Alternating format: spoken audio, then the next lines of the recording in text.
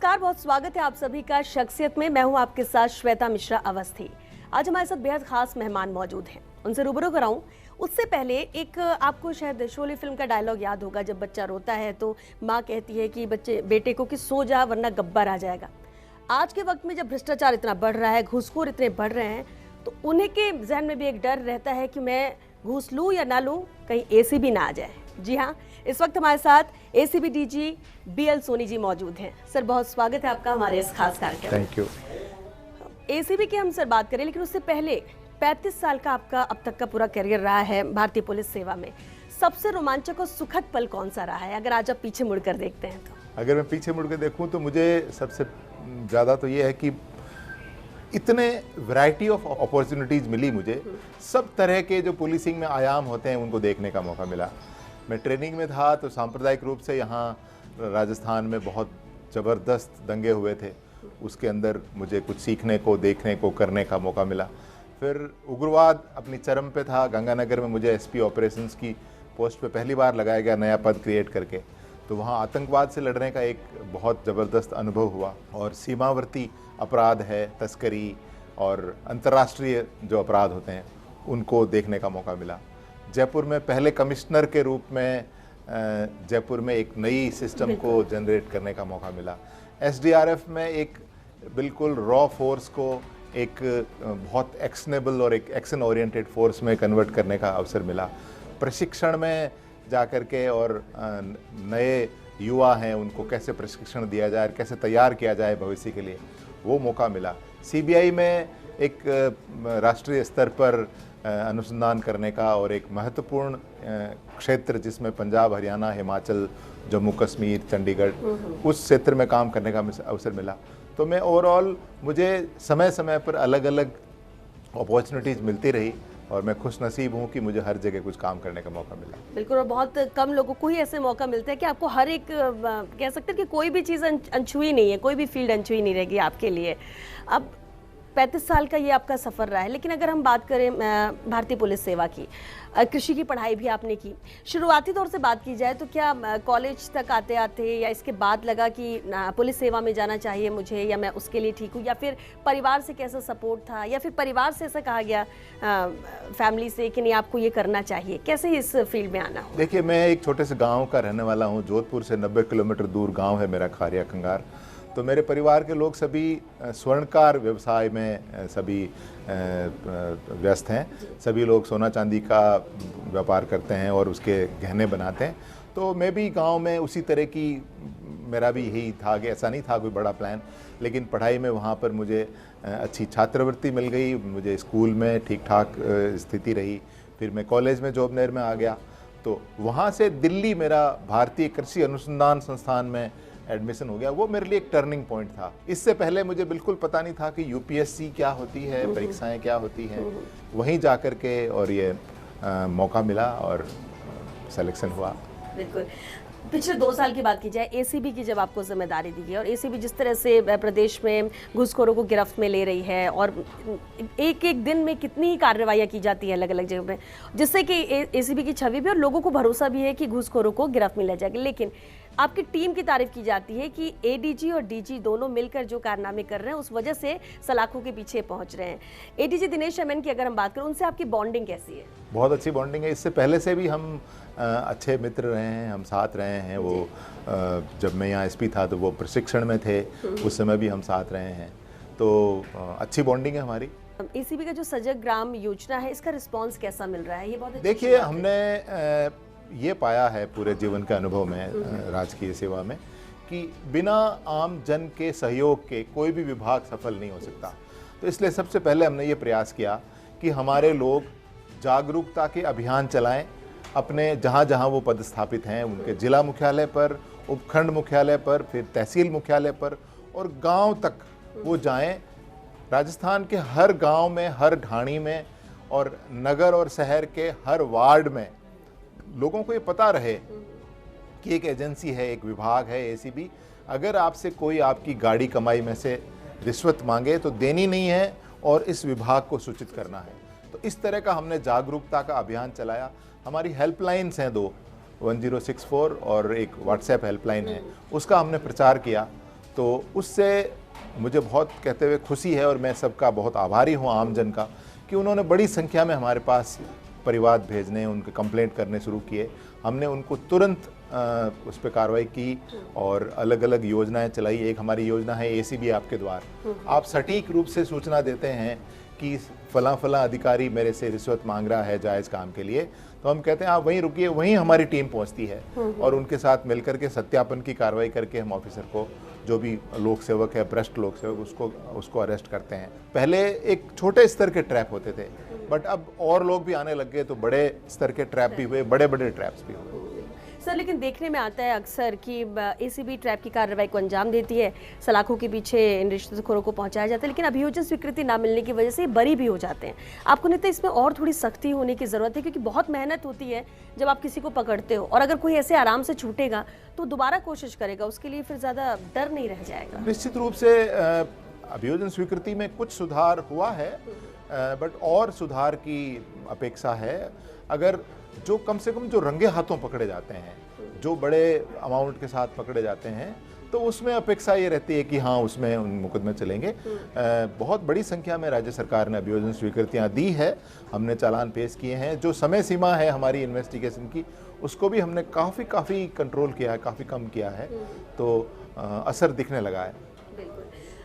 और जब अक्सर आप लोग को पता चलता है कि आपके ही विभाग में कोई रिश्वतखोर है या कोई अधिकारी है जो रिश्वत ले रहा है, तो फिर अपने ही घर में कार्रवाई करना कितना मुश्किल होता है, या फिर किस तरह की प्लानिंग करते हैं? बहुत ज़रूरी है कि हम लोगों के घर में झांकते हैं तो हमारा दामन साफ हो। बिल्कुल ठीक। तो इस पे हमने बहुत जोर दिया शुरू से ही, और समय समय पर हमारे ऑफिसर्स के लिए ट्रेनिंग आयोजित की गई, उनको मोटिवेट किया गया, उन सब से हमने सबसे व्यक्तिगत रूप से संपर्क किया, और जिन जिन लोगों के बारे में हमको थोड़ा शक था उनको बुला के अलग से हमने उनकी काउंसलिंग की। और मुझे खेद के साथ कहना पड़ रहा कि एक अधिकारी जो वरिष्ठ अधिकारी थे, एक चौकी के इंचार्ज थे, वो इस तरह की गतिविधियों में लिप्त हो रहे थे, तो हमें उनको ट्रैप करना पड़ा, गिरफ्तार करना पड़ा। उनके खिलाफ हमने मुकदमा दर्ज किया, आय से अधिक संपत्ति का भी मुकदमा दर्ज किया और उनके खिलाफ चालान पेश किया। तो हमारा इंटरनल विजिलेंस को हमने काफ़ी स्ट्रॉन्ग किया है। आम जन को भी कहा है कि अगर कोई भी हमारा ACB का कर्मी अगर गलत कार्रवाई करता दिखे, आप सीधे मेरे पास आएँ, DG के पास आएँ, ADG के पास आएँ, हम उसको गंभीरता से लेंगे और उसको ठीक करेंगे। एक भ्रष्ट अधिकारी कितनी बार भी ट्रैप होता है, लेकिन वो अपने पद पर बना रहता है। आपको लगता है ऐसे में बर्खास्तगी की सीधी कार्रवाई यहाँ पर होनी चाहिए? देखिए, हम वो देश हैं जो कॉन्स्टिट्यूशन को फॉलो करते हैं, तो हमें हर चीज़ के लिए रूल ऑफ लॉ है हमारा, तो हमें रूल ऑफ लॉ तो फॉलो करना ही पड़ेगा निश्चित रूप से। और ऐसा नहीं है कि ट्रैप होने के बाद भी आदमी पद पे बने रहता है। ट्रैप होने के बाद आदमी गिरफ्तार होता है, सस्पेंड भी होता है। बहुत कम लोग हैं जिनकी की अभियोजन स्वीकृति मनाई होती है या जो वापस उस पद पे पहुंच जाते हैं। बट इसमें मैं सोचता हूं कि लोगों की जन जागरूकता बहुत और अच्छे सफल परिणाम दिला सकती है। और एक सवाल ये भी है, जब हर दिन कार्रवाई होती है, ट्रैप की कार्रवाई, बहुत सारे रिश्वतखोर हैं जिन्हें गिरफ्त में लेते हैं, सख्त कार्रवाइयाँ भी होती हैं, वो भी हमने देखा, और इसलिए ACB का डर भी है, लेकिन फिर भी बहुत सारे ऐसे लोग हैं जो इस कार्रवाई से भी डरते नहीं हैं और बाज नहीं आ रहे रिश्वत लेने से। हमारी जो कल्चर है वो इस तरह की है कि हमारे में से बहुत सारे लोग उनको लगता है कि कुछ देने से ही काम बनेगा। तो हमें ये जो एक्सेप्टेंस है हमारी, जो हमारी ये स्वीकार्यता है कि कुछ देने लेने से ही काम बनेगा, उस स्वीकार्यता को हमें सामाजिक तौर पर चैलेंज करना पड़ेगा और उसको कहीं न कहीं रोकना पड़ेगा। अभी आमजन ये सोचता है कि कुछ दे लेके काम निकाल लो, तो इस स्वीकार्यता को जो एक बहुत हमारे एक संस्कृति के रूप में पनप गई है, उसको चैलेंज करने की ज़रूरत है। मुझे बहुत विश्वास है और मुझे बड़ी आशा है कि जो हमारी युवा शक्ति है वो निश्चित रूप से इस स्वीकार्यता को चैलेंज करेगी और भ्रष्टों को नहीं सहन करेगी। यानी कि देने वाले तैयार बैठे हैं तो लेने वाले भी हो जाते हैं, और इनको रोकना ज़रूरी है कि इनको अगर ऐसा कोई प्रेशर करता है तो वो शिकायत करे, तब जाके आपको लगता है कि ये चीज़ें थोड़े कंट्रोल में हो पाएंगे। बिल्कुल। ACB में नफरी की भी बड़ी समस्या है, कई बार देखने को मिला है, तो इसे लेकर भी क्या कोई योजना या फिर कुछ करने की कोशिश की जा रही है? हमारा एक छोटा सा विभाग है, हमारा जो प्रमुख जो रैंक है वो एडिशनल SP का है। हमारे जिला स्तरीय अधिकारी जो जिले के इंचार्ज हैं वो एडिशनल SP होते हैं। वो हमारे 60 पद स्वीकृत है। उसमें से मैंने देखा कि कम से कम 20-22 पद हमेशा रिक्त रहते हैं। आज की तारीख में 30 पद रिक्त है, आधे पद रिक्त है। उसके लिए हम विलिंग कैंडिडेट्स के लिए इंटरव्यूज़ करते हैं सरकार से रिक्वेस्ट करके। सरकार ने समय समय पर हमको इसमें सपोर्ट किया है, दिए हैं, और अभी भी ये प्रक्रिया चल रही है। इसी तरह से निरीक्षक रैंक, इंस्पेक्टर रैंक होता है हमारा, उसमें भी करीब हमारी 50-40% वैकेंसी रहती है। तो उसमें भी हम समय समय पर इंटरव्यूज़ करते हैं, और क्योंकि हमें ऐसे अधिकारी चाहिए जो इन्वेस्टिगेशंस जानते हों और जिनका रिकॉर्ड साफ रहा हो। बिल्कुल। और 1064 हेल्पलाइन का भी आपने अभी जिक्र किया था कि किस तरह से अब तक इसमें कितनी शिकायतें मिली हैं, कितनी शिकायतों का निस्तारण हुआ है, कितना फ़ायदा इस हेल्पलाइन से मिल रहा है? करीब करीब अगर मैं पूरे महीने की बात करूं तो रोज़ हमारे को 25 से 50 तक रोजाना शिकायतें आती हैं, जिनमें से 4-5 शिकायतें ऐसी होती हैं जो स्पेसिफिक होती है, किसी एक पर्टिकुलर भ्रष्ट लोक सेवक के खिलाफ होती है। ज़्यादातर सामान्य शिकायतें होती है, उस विभाग में भ्रष्टाचार है, वहाँ पर लेन देन ज़्यादा होता है, तो उससे हो सकता है कि हमारी ट्रैप की कार्रवाई नहीं हो, लेकिन हमें उस विभाग की हेल्थ के बारे में पता चलता है। तो जो स्पेसिफिक इन्फॉर्मेशंस आती हैं वो 2-3 आती हैं, और महीने में करीब 10 ट्रैप हमारे 1064 हेल्पलाइन से होते हैं, और करीब इतने ही ट्रैप हमारी व्हाट्सएप हेल्पलाइन पे होते हैं। बिल्कुल, जिस तरह से कार्रवाई हो रही है, और इसलिए लोग भी मान रहे हैं कि एसीबी को नई बुलंदियों पर पहुंचाने में अहम योगदान आपका रहा है, आपकी टीम का रहा है। 1064 हेल्पलाइन नंबर लोगों तक पहुंचा, और आपने जैसा कि बताया कि करीब 50 तक भी शिकायतें एक दिन में अब मिल रही हैं। और भी कुछ नवाचार इससे लेकर हो रहे हैं ताकि लोगों में डर ना हो और वो निडर होकर एसीबी को कंप्लेंट फाइल कर सके और बता सके। एक तो हमने, जैसे मैंने आपको पहले निवेदन किया कि एसीबी आपके द्वार, कि आपको आने की ज़रूरत नहीं है, आपको कोई ऑफिस का एड्रेस पता करने की ज़रूरत नहीं है कि एसीबी के दफ्तर कहाँ है। आप सिर्फ 1064 पे कॉल करें, और स्पष्ट सूचना जो आपकी है, जो आपको, अगर आपसे भ्रष्ट लोक सेवक पैसे मांगता है तो आप सीधा बताएं, तो हम खुद आपके पास पहुँचेंगे। तो ये एक नवाचार है जिसमें कि लोगों को हैसल फ्री, बिना किसी स्ट्रेस के, कहीं कोई एड्रेस याद करने की ज़रूरत नहीं है, बस सिर्फ कॉल करने की ज़रूरत है। दूसरा, एक रिवॉल्विंग फंड एक राज्य सरकार ने हमको दिया है, जिसमें क्या होता है कि ट्रैप कराता है कोई भी आदमी, तो उसका जो ट्रैप मनी है, जिसमें कि भ्रष्ट लोक सेवक लेते हुए रंगे हाथों गिरफ्तार होता है, वो कोर्ट से छूटने में समय लग जाता है। तो हमने रिक्वेस्ट किया, और उस पर सरकार ने 1 साल में 1 करोड़ रुपए की रिवॉल्विंग फंड की हमको स्वीकृति दी। इसके अलावा जो इनके जायज़ पेंडिंग काम है, उसको हम बहुत आगे तक फॉलो करते हैं। इसलिए हमारी एक पंचलाइन चलती है कि ट्रैप के साथ भी, ट्रैप के बाद भी। बिल्कुल। बीएल सोनी जी, ये चर्चा आगे भी जारी रहेगी क्योंकि बहुत इंटरेस्टिंग है, एसीबी को भी समझना और साथ साथ आपको भी समझना। फिलहाल एक छोटे से ब्रेक के लिए रुकेंगे, जल्द लौटेंगे इस ब्रेक के बाद। आप बने रहिए हमारे साथ।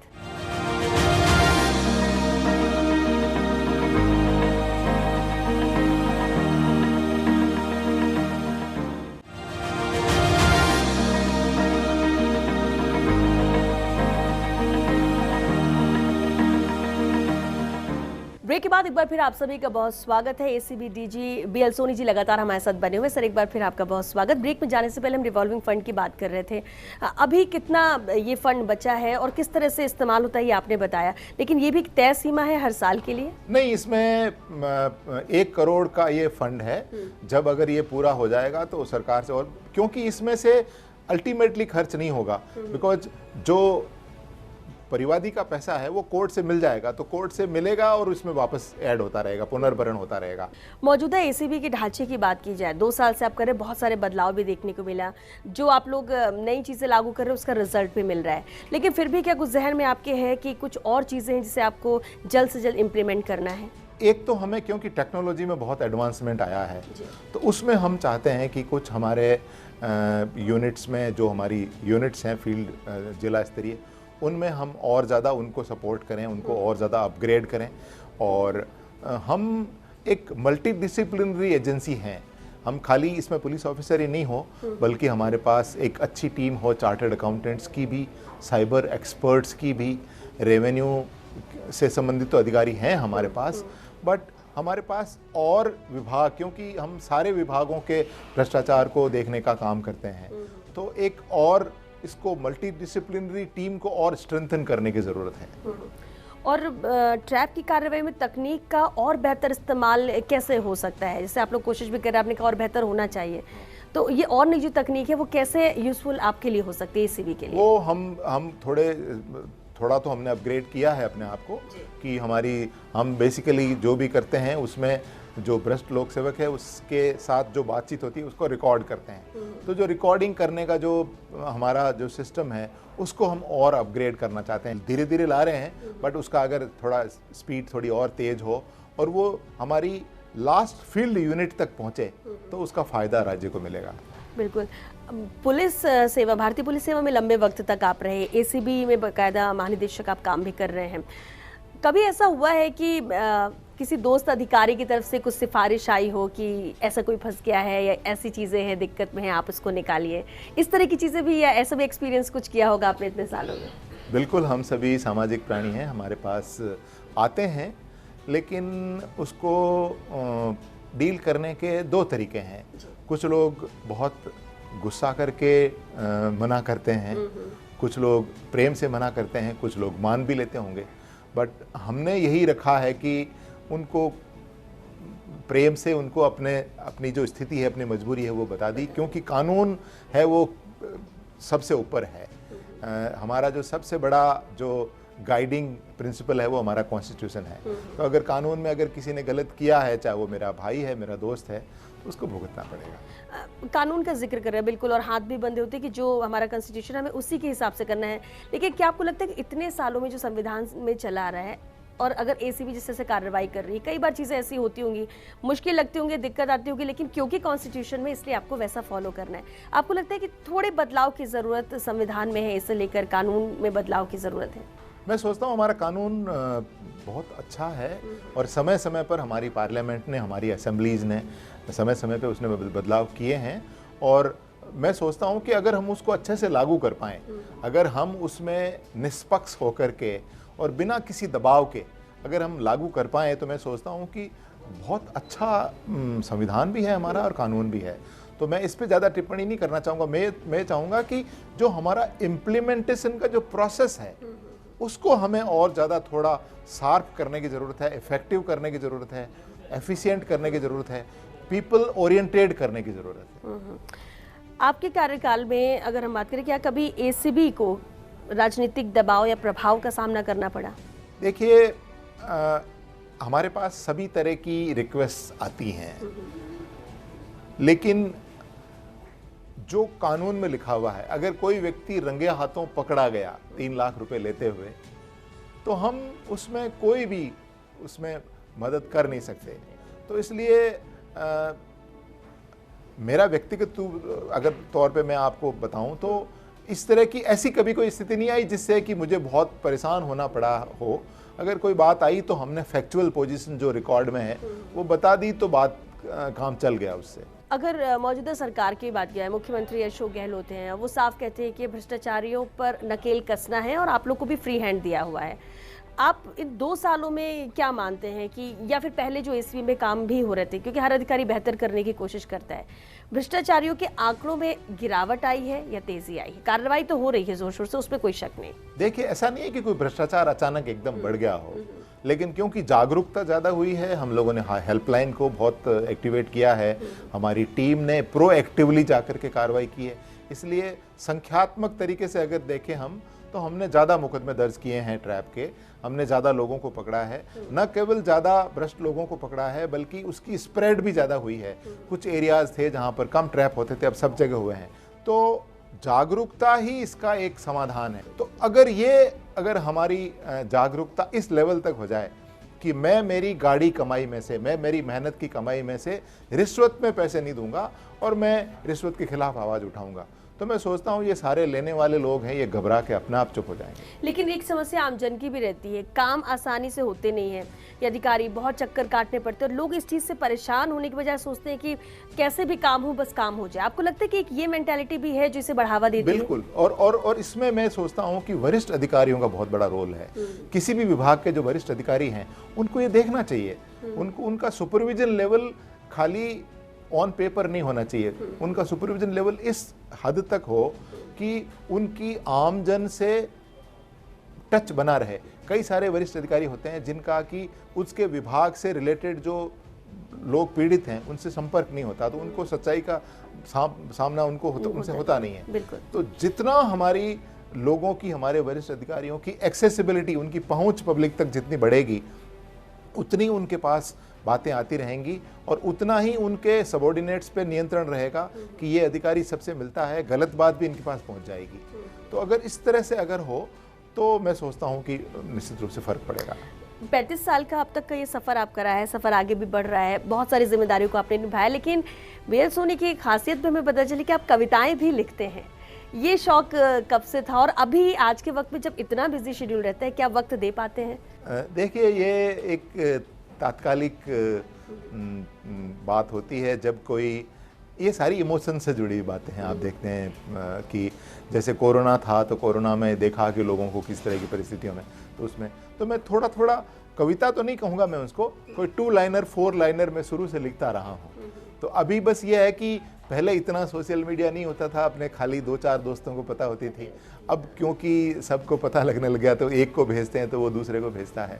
बट हाँ, मैं कुछ न कुछ थोड़ा बहुत लिखता रहता हूँ। तो ये आपकी हॉबी में ही है, और भी इसके अलावा भी कोई हॉबी है जिसे आप पूरा करते हैं आज के वक्त में भी? हाँ, मैं जब भी मुझे थोड़ा बहुत मौका मिलता है परिवार में, दोस्तों में, तो मैं सिंगिंग भी थोड़ी बहुत कभी करता था। और प्रकृति में मेरे को, मैं क्योंकि एग्रीकल्चर से मैं पोस्ट ग्रेजुएट हूँ, तो फूलों और पक्षियों, इनसे बेहद लगाव है। अभी भी मैं रोज़ ताज़ा कम से कम 3 या 4 नए फ्लावर्स की पिक्चर्स लेता हूँ और उनको इंस्टाग्राम पे डालता हूँ मेरे दोस्तों के लिए। तो सर फिर या तो 2 लाइनर या फिर कोई गीत आपके आवाज़ में ज़रूर सुनना चाहेंगे हम। एक दिन बिक जाएगा माटी के मोल, जग में रह जाएंगे प्यारे तेरे बोल, दूजे के होठों को देकर अपने गीत, कोई निशानी छोड़ फिर दुनिया से डोल। एक दिन बिक जाएगा माटी के मोल, जग में रह जाएंगे प्यारे तेरे बोल, ला ला ला ला ला ला। बहुत खूब सर, ये तो टैलेंट पता ही नहीं था, और ये जो एक छवि आपकी बनी हुई है उसके विपरीत है कि आप इतना अच्छा गाना गाते हैं। एक आखिरी सवाल जरूर रहेगा, जनवरी में आप रिटायर होने वाले हैं, अगले साल रिटायरमेंट 31 दिसंबर को। हाँ, 31 दिसंबर यानी इसी साल आप रिटायर होने वाले हैं। क्या माने कि सुपर कॉप सोनी हमें राजनीति के मैदान में नजर आएंगे भविष्य में? जी नहीं, आज की मेरी भावना है, जो मैंने जो भी सोचा है, या जो मेरे लिए मैंने जो टू डू लिस्ट जो मेरी है, वो इसमें जो आपने बताया वो मेरे कहीं कोई मेरी डिक्शनरी में नहीं है। बट हाँ, मैं समाज सेवा में निश्चित रूप से पुरजोर जुड़ा रहूँगा और मुझे लगता है अभी खूब एनर्जी है। तो अपने आप से वादा कर रखा है हमेशा सकारात्मकता के साथ काम करने का। तो निश्चित रूप से मित्रों के साथ हमारे इतने लोगों का सपोर्ट मिला है इस जीवन में, आम जन ने जगह जगह जहाँ पर भी रहे, हमारे साथी अधिकारियों ने और वहाँ के गणमान्य लोगों ने इतना प्यार दिया है, इतना स्नेह दिया है कि मैं कितना भी कृतज्ञता अगर जाहिर करूं तो वो कम है। तो निश्चित रूप से कुछ रिपे करने का प्रयास करूंगा। बहुत शुक्रिया सर हमारे शो में आने के लिए, आपको हम समझ सके, एसीबी को समझ सके, और हम उम्मीद यही करते हैं कि ठीक है 31 दिसंबर को रिटायरमेंट है, लेकिन उससे पहले भी बहुत सारी आपकी प्लानिंग है और जिस मुकाम पर आपने इस डिपार्टमेंट को लाया है, ऐसे ही मुकाम पे ये ऊपर जाता रहे, आगे बढ़ता रहे। बहुत शुक्रिया। Thank you. तो शख्सियत में आज के लिए बस इतना ही, हमें दीजिए इजाजत, फिर हाजिर होंगे नई शख्सियत के साथ। नमस्कार।